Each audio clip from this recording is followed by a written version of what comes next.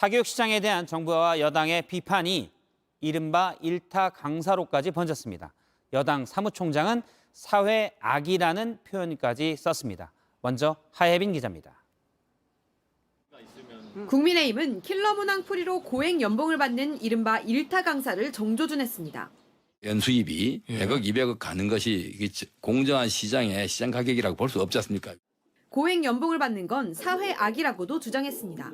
불특정 다수에게 피해를 주면서 그 피해를 바탕으로 해서 자신의 이익을 취하는 것은 이건 초과 이윤을 취하는 것은 이거는 범죄입니다. 이건 사회 악이죠. 이건. 당내에선 일타 강사들이 입시 공포증에 시달리는 사람들의 돈을 갈취하고 있다는 비판도 나왔습니다. 앞서 정부와 여당은 킬러 문항을 수능에서 없애겠다는 방침을 밝혔는데 교과 과정을 벗어난 사교육을 부추기는 핵심 원인으로 일부 일타 강사들을 지목한 셈입니다.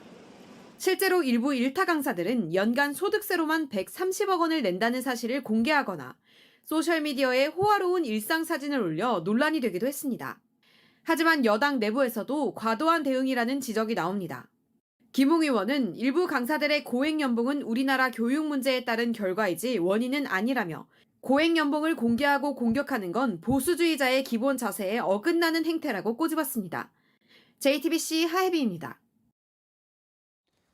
정부가 사교육 부담 줄이기에 나섰지만 사실은 공교육이 경쟁력이 없기 때문이 아니냐는 비판도 많았지요.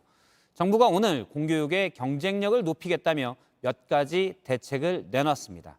그런데 섣부른 공교육 대책이 오히려 사교육을 부추길 수 있다는 지적입니다. 강나연 기자입니다.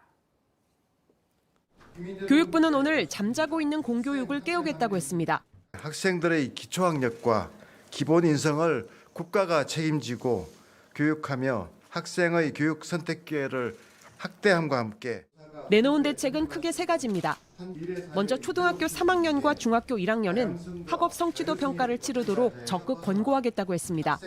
그동안은 일부 학년에서 학급별로 자유롭게 신청해 시험을 봤던 걸 바꾸겠다는 겁니다.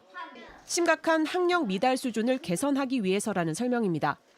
2025년부터는 원하는 과목을 골라 정해진 학점을 채우는 고교 학점제도 추진합니다. 고교 1학년의 경우 공통 과목의 석차 9등급을 매깁니다. 2025년 일반고로 바꿀 예정이었던 자율형 사립고와 외고, 국제고도 그대로 유지됩니다. 하지만 이번 대책이 사교육 과열을 더 부추길 수 있다는 우려가 벌써부터 나옵니다. 우선 초3과 중1 학생의 평가 결과는 학생 간 경쟁을 불러오고 결국 학원비 부담으로 이어질 거란 겁니다. 자사고와 특수고를 그대로 유지하는 것과 고교 1학년 9등급 제도도 마찬가지란 지적입니다.